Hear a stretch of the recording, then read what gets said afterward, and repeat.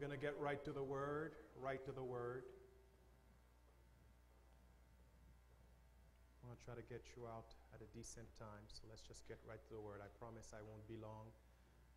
Elder Buckner, Sister Buckner, as I close, there's going to be a special call that I'm going to make, but I'm going to call on the two of you in particular because I would love to pray for you. 40 years, beloved.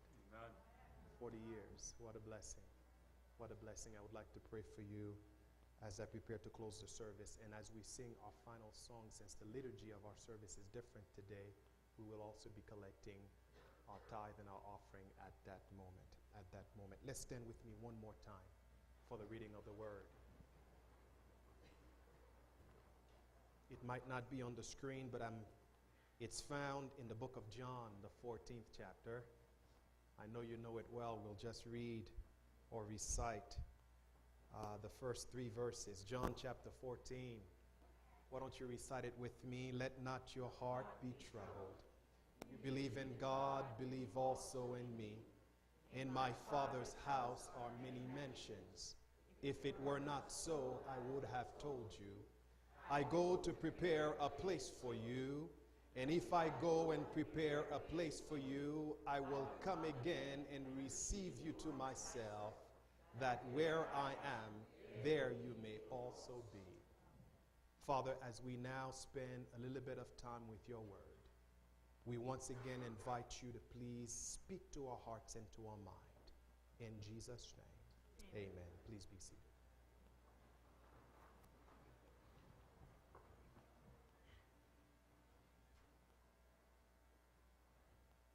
It had been 33 years since he saw the light of day.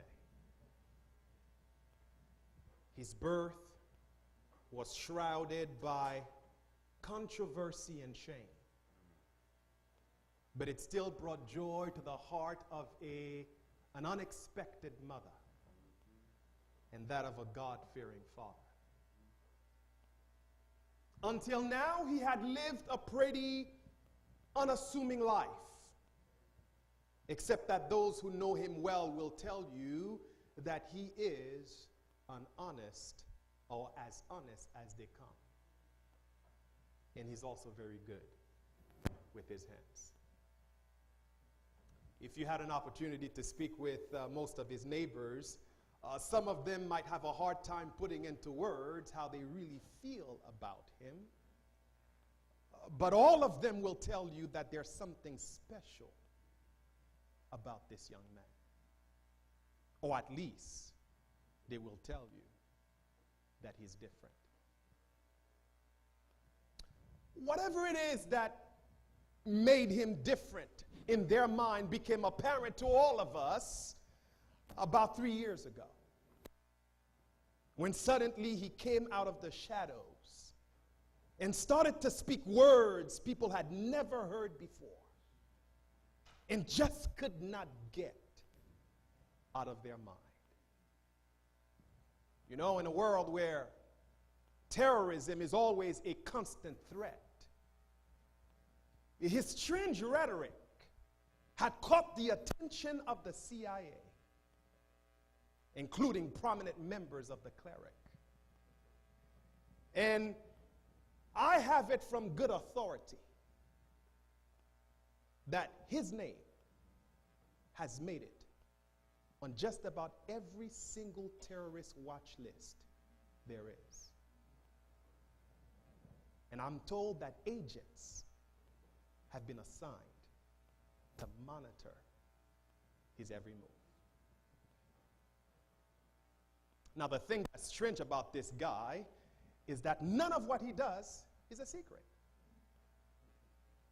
I mean, the guy's practically on every single, website there is. Facebook, Twitter, Instagram, Snapchat, LinkedIn. I mean, he has YouTube videos. He's everywhere. Now, one of the things that I like about him is the fact that he has some really strange dudes that he hangs out with. Most of them are not that educated. As a matter of fact, one of the ones who's closest to him I mean, he's really gangster. He doesn't play. His street name is Thunder. And if you're not careful, you see, you don't want to mess with Thunder because he'll cut you up in a heartbeat. But those are his boys. That's who he hangs out with. Now, another interesting thing about him is that when he speaks, he's always calm. He doesn't speak loud. He doesn't raise his voice. But the things that he says, they have a way of stirring you up inside like never before. I guess the power is in the word. So you can imagine how shocked everybody was when he went to church the other day and he started to shout. He started screaming and yelling, calling out the pastor and the elders. He called them liars and cheaters. My goodness, I mean, he made such a ruckus. People could not understand what was going on.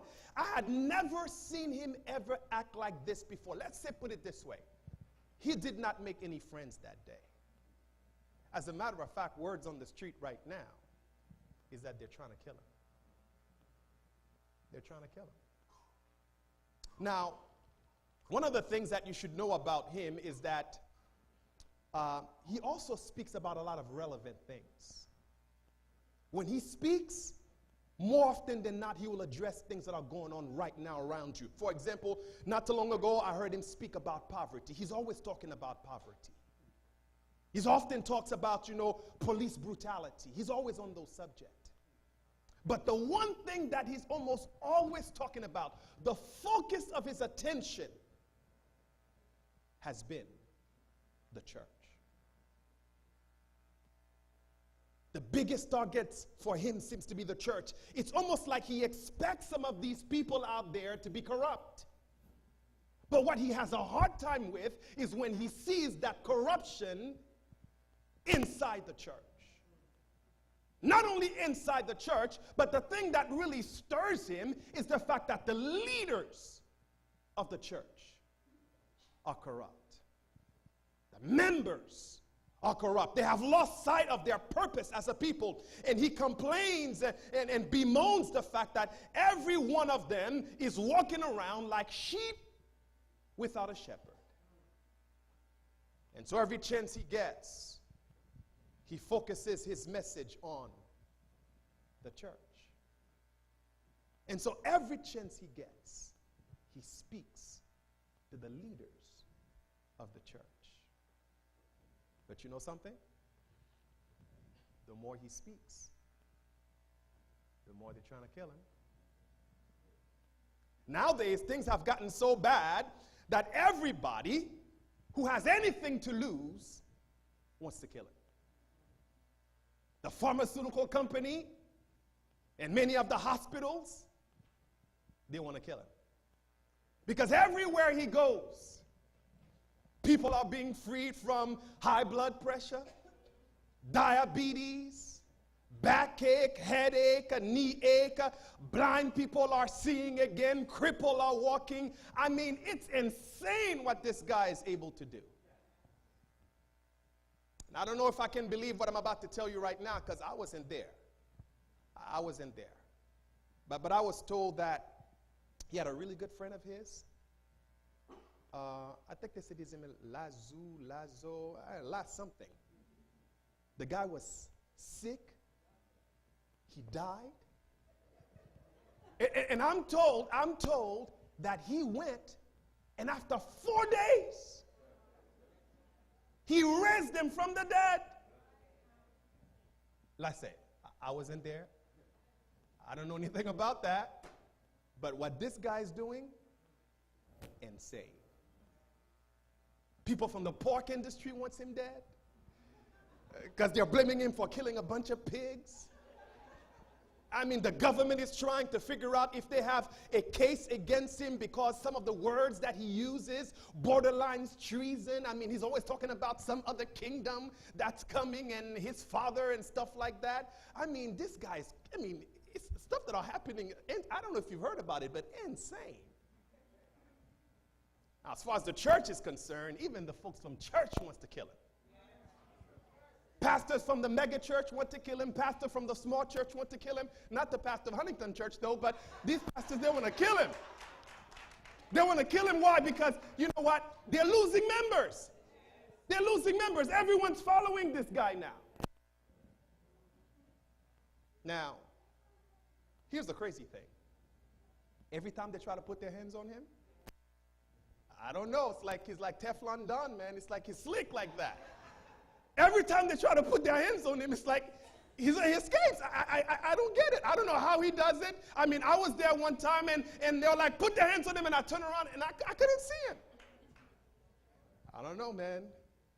Now, the thing that got me really scared for this guy, though, the thing that really terrifies me is something that happened a couple of weeks ago. Actually, no, it was just a few days ago. People heard that he was coming to town. Oh my goodness. You should have seen the crowd. Oh my goodness. I mean, thousands and thousands of people came out. I mean, there must have been a bunch of folks from Florida because they were holding palm trees in their hand. I mean, when they saw him coming, folks took off their clothes. They were throwing it on the floor. They were started, shouting. And I don't know, they must have rehearsed it. But here's what they were saying. I all heard them saying, Hosanna! Blessed is he who comes in the name of the Lord. Hosanna! Blessed is he who comes. Let me tell you, folks, I've been in this town for a while. And I've never seen folks get so riled up about anything like that before. I mean, this guy's the real deal. Now, you all know there's an election next year, right? Yeah. Now, here's the crazy thing. There's a movement now out there. They're trying to push him for him to run for president. They want him to run for president. As a matter of fact, it's so true. I hear that some of the folks who are closest to him, some of his boys, I hear they're fighting now. They're fighting now because they want to know who's going to have which position. Now, you won't believe this, but it's true. That's what I'm hearing. You won't believe. Thunder? I hear Thunder wants to be vice president. I mean, it's the real deal. This is killing me. Now, here's the thing. If the people from the establishment were not afraid, now they have reason to be afraid. You know why? Because the latest poll came out just the other day. And the poll are showing that if the election was held today, this guy has a really good chance of becoming the next president. I'm telling you, this guy's the real deal. Now, given everything that I just told you, can you imagine how confused the guys from his inner circle must have been when all of a sudden he started, acting really, really strange? Like, for example, last week they were having dinner at the Upper Room Hotel. And he got on his knees, took a towel, and started to wash their feet. They were like, yo, dude, what are you doing? That's not presidential. Or like the other day, he told them, listen, man, I have somewhere to go, but you guys can't come. They were like, we can't come. What are you talking about, man? We always go wherever you go. This makes no sense. Or even worse, I hear the thing that scares them the most is the fact that he's been dropping hints that he's going to die.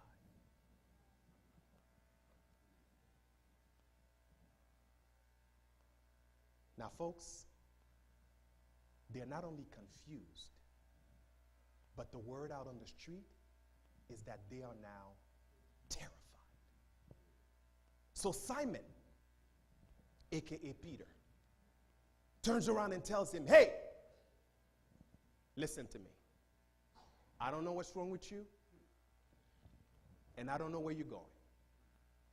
But wherever you're going, I'm going. I don't care where you go. I don't care what you tell me. I'm coming. And he says, I'm telling you right now. That's what he says.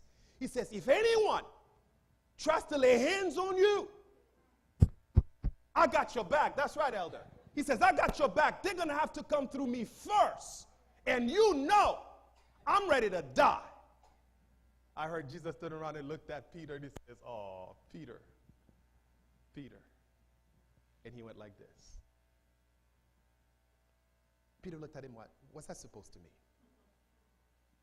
He says, 3 times. 3 times? He says, yeah, 3 times. Before the rooster crows. 3 times. They could not understand him. They could not understand what he was talking about.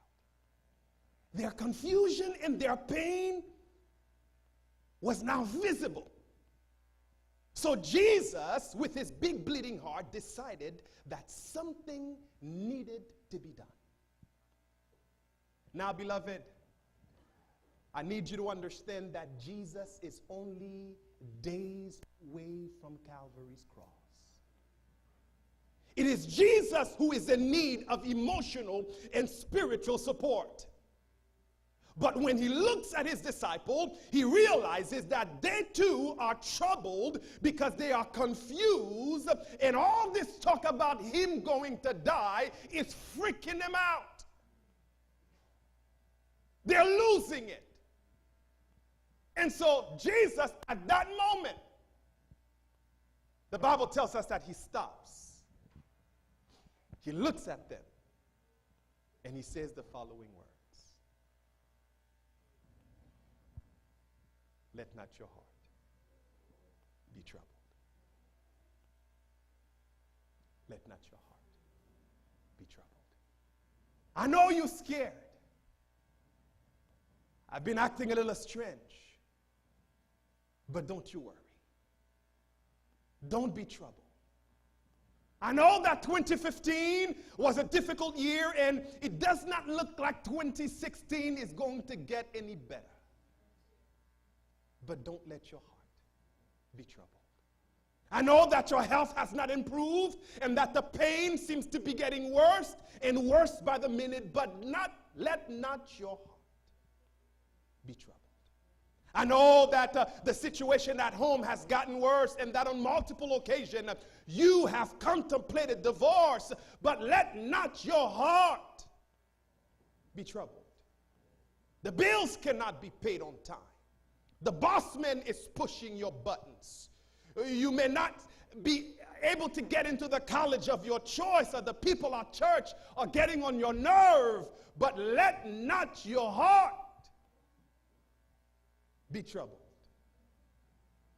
I know you believe that you don't have a lot of reasons not to be scared. But don't worry. You don't need to be worried. Let not your heart be troubled. Listen to what Jesus says next. That's my favorite part of the text. You believe in God. Believe also in me.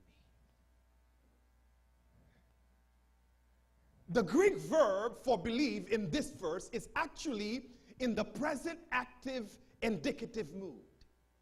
Now understand this. When a verb is in the indicative mood, the action of the verb or the state of being that it is describing is being presented by the writer as true. Are you still with me? In other words, what Jesus is saying, Jesus is not asking a question. Do you believe in God? No. Jesus is not making an undecisive statement. If you believe in God, Jesus is speaking what he knows to be true. He says, because you believe in God, I want you now to begin to start believing in me that exact same way. And the implication could not be clearer, because if you believe in me the same way you believe in God, no matter what happens, your heart will not be troubled. Why? Because when you believe in God, when you believe in Jesus, the peace of God, which surpasses all understanding, will guard your heart and mind through him. Now, in the beginning, it's beginning to sink in for the disciples. They're beginning to understand just a little bit, but still the Bible tells us they're confused. And so they ask the question, Jesus, why must you go? Why must you go? He says, I need to go, he says, because I need to go prepare a place for you in my Father's house. In other words, I've been down here long enough, and I know that this situation right here is unsustainable. There's too much pain. There's too much suffering. There's too much sorrow. The other day, I think it may have been on Wednesday, possibly Tuesday. I think it was Tuesday. I woke up to the sound of tears. I hope she doesn't mind. She's here. I'm going to share this. I woke up to the sound of tears, and when I try to figure out what was going on, there's a lot of movement in the church. There's a lot of movement.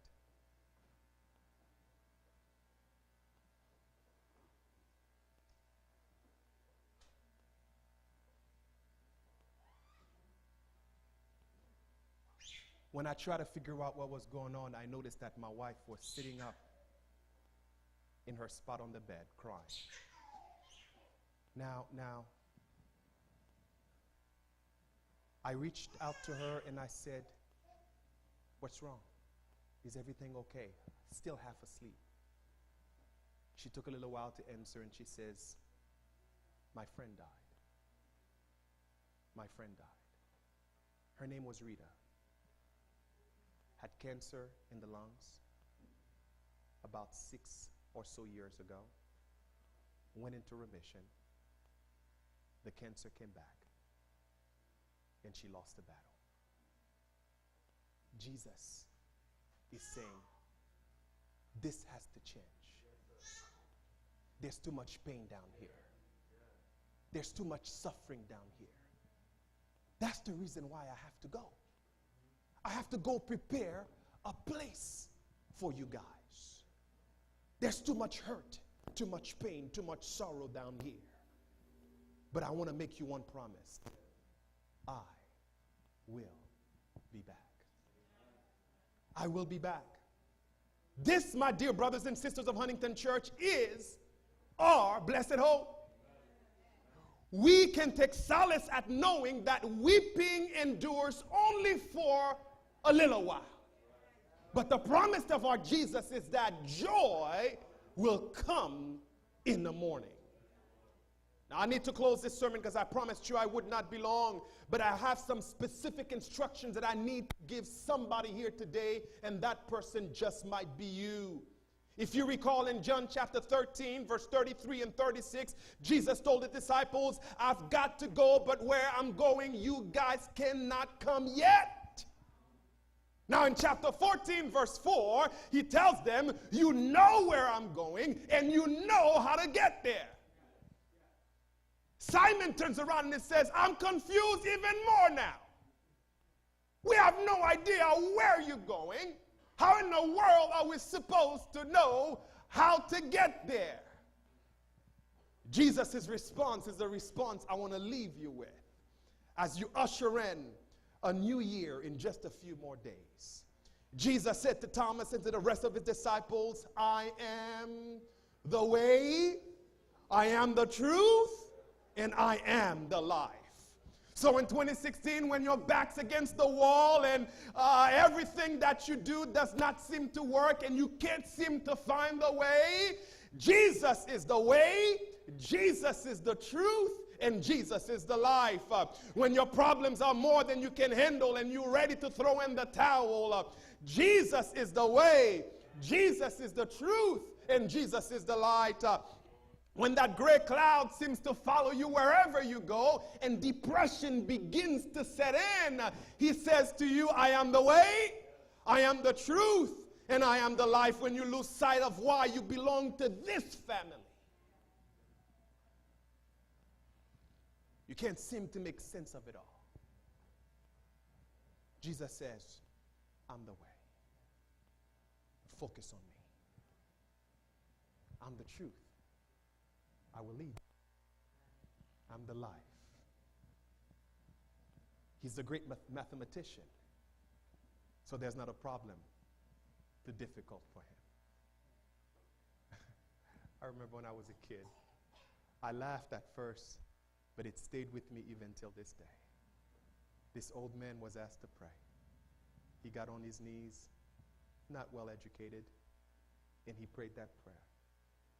He said, God, you know I didn't go to school. I can't do math.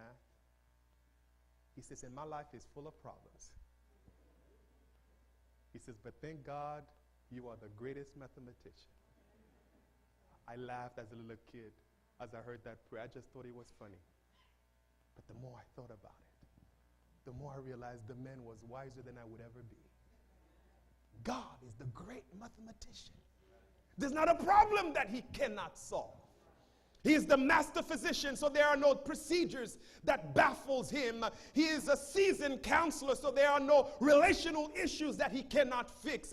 He will be your bread when you're hungry. He will quench your thirst when you're thirsty. He will be your comfort when you're weary. But most important of all, when you are lost, when you are confused, and when you are flirting with death, I pray that you will remember in 2016 that Jesus, he's the way, he's the truth, and is the life.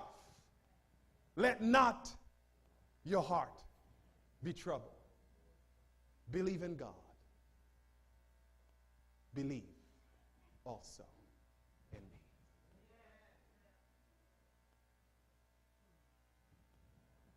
Sister Walker said, let's not pray that like her, we turn 101.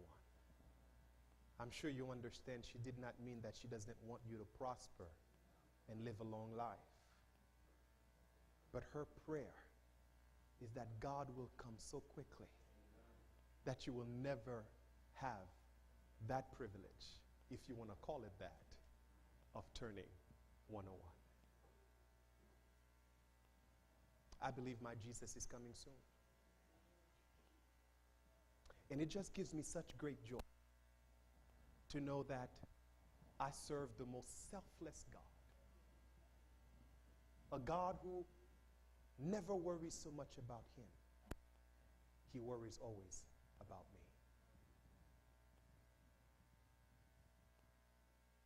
There's someone here, 2016 is not going to be a good year for you. I know you want me to say the opposite. 2016 is probably going to be the most difficult year you ever had. But I pray that in the midst of your troubles, you will learn to trust and to lean on Jesus. There's someone else here, 2016 will bring such prosperity that you will question whether or not God is still relevant in your life. My prayer this morning is that even in those moments, you hold on to Jesus like never before. I have great dreams for Huntington Church in 2016.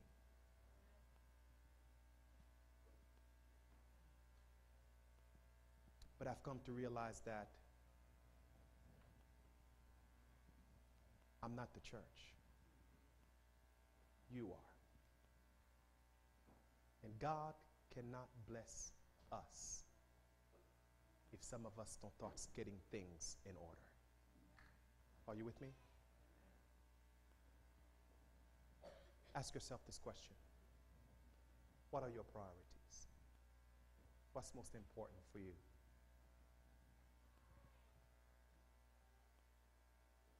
I want to pray for all of you right now. That God will give us a sense of mission. God would help us understand who we are, what He has called us for, so that we can begin to live a life that reflects His character. I want to be able to sit here and just be baffled by how God is blessing this church, knowing that the church are not the four walls, but the church are the people that I'm looking at right now. And I want to be able to turn around and go everywhere I go and says, when people says, why is God blessing Huntington the way He does? I want to be able to say it's because the people of Huntington are faithful to Him. They're faithful with their gifts. They're faithful in treasury. They're faithful with their talents. They give back to God what God has given to them. I want to continue to celebrate people like Elder Buckner and Sister Buckner, who are celebrating 40 years as of tomorrow of marriage. What a blessing that is. I want to ask God to continue to do that. Next year will be a year where we're going to focus on the family. So I want you to come every single day next year. Invite your friends, because we have already made a decision that our focus, while we're going to address the need of the people inside these four walls, we want to focus on the needs of the people outside those walls. But we need your help. We need you to turn around and to commit to God today that you're going to let Him use you like never before. There's someone you're struggling right now. You're struggling right now, and you know what it is that you're struggling with. I want to pray for that as well.